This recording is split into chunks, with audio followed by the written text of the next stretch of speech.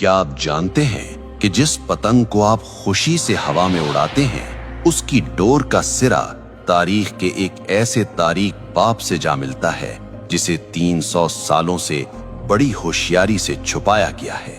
हम इसे बसंत कहते हैं, हम इसे सकाफत कहते हैं, लेकिन तारीख की पुरानी किताबें कुछ और ही कहानी सुना रही हैं।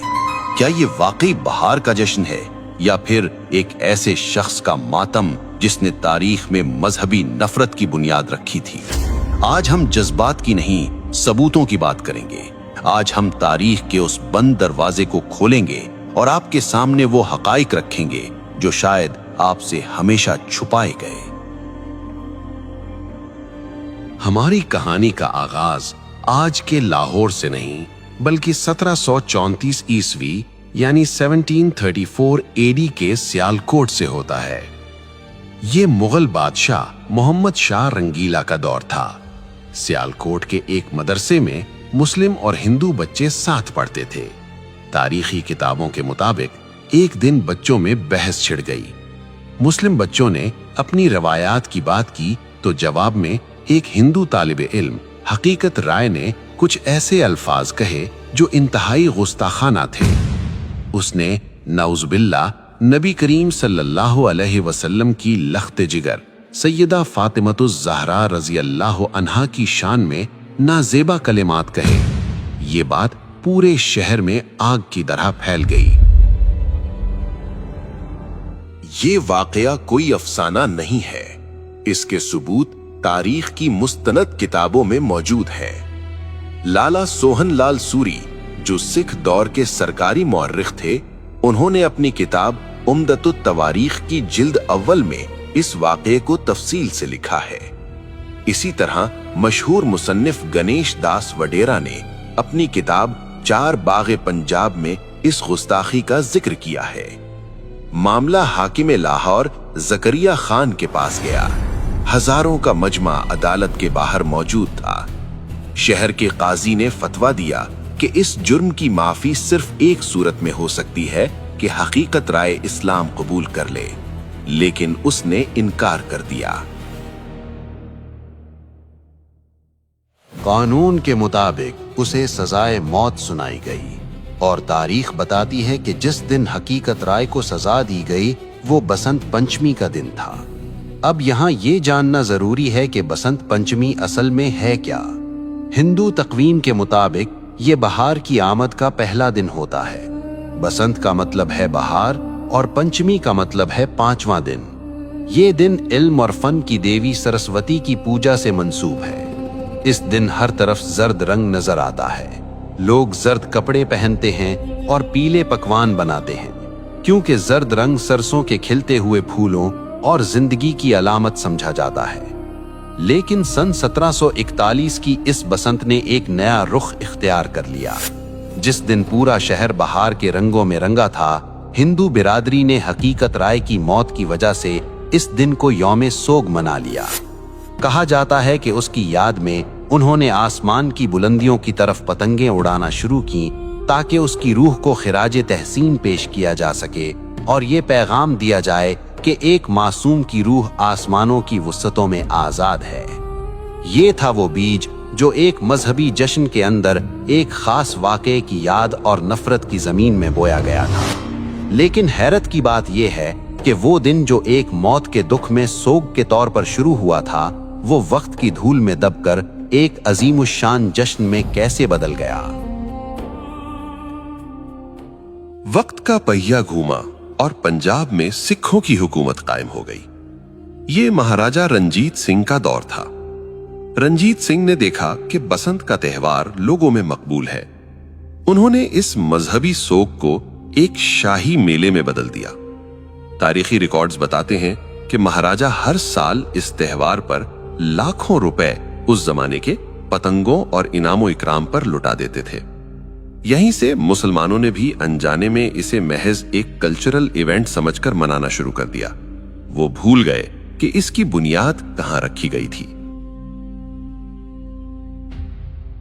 फिर 1849 में अंग्रेज ब्रिटिश राज आ गए। उन्होंने देखा कि ये मेला मकामी लोगों को मसरूफ रखता है, तो उन्होंने इसे और हवा दी। अंग्रेजों के दौर में लाहौर के अंदर बाकायदा बसंत क्लब बन गए। छतों पर होने वाली पार्टियां और होटलों में होने वाले रक्स अब लाहौर की पहचान बन चुके थे।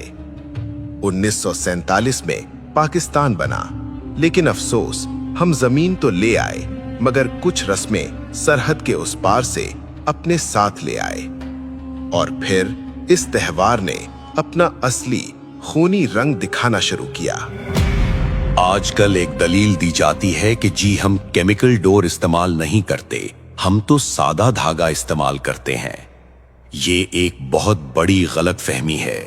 साइंस कहती है कि जब धागे पर कांच और केमिकल लगकर हजारों फुट की बुलंदी पर तनता है और हवा का दबाव उस पर पड़ता है तो वो तनाव की वजह से एक आरी जितना तेज हो जाता है।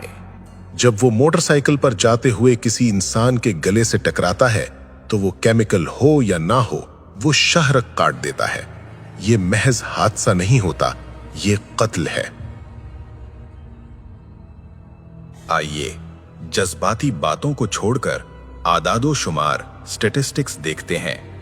पुलिस रिकॉर्ड और अस्पतालों के डेटा के मुताबिक सिर्फ 2006 से 2009 के 3 खूनी सालों में लाहौर, फैसलाबाद और गुजरांवाला में 119 अफराद इस खूनी खेल की नजर हुए। इनमें 40% से जायद वो मासूम बच्चे थे जो पतंग लूटते हुए छत से गिरे या सड़क पर गाड़ी के नीचे आ गए। भारत में सूरत हाल इससे भी बदतर है।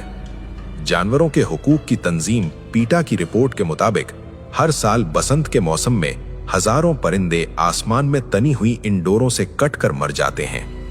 क्या किसी त्योहार की कीमत इतनी लाशें हो सकती हैं? सिर्फ इंसानी जाने नहीं, ये शौक मुल्क की मईशत को भी अरबों का नुकसान पहुंचाता है। वापडा की सरकारी रिपोर्ट्स के मुताबिक धाती डोर गिरने से ट्रांसफार्मर्स ट्रिप कर जाते हैं और तारें शॉर्ट सर्किट हो जाती हैं। माजी में एक एक रात में लाहौर जैसे शहर को कई कई घंटे अंधेरे में डूबा रहना पड़ा।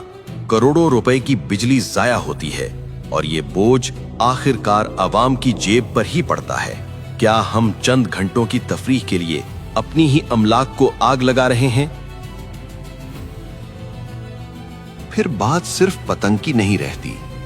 बसंत की रात, हवाई फायरिंग और बेहयाई का जो बाजार गर्म होता है, क्या वो हमारी सकाफत है?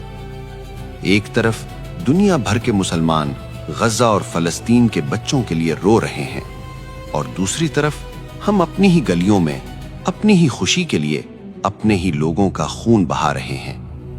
क्या ये बेहिसी की इंतहा नहीं है? सवाल ये है कि अगर बसंत नहीं तो फिर क्या?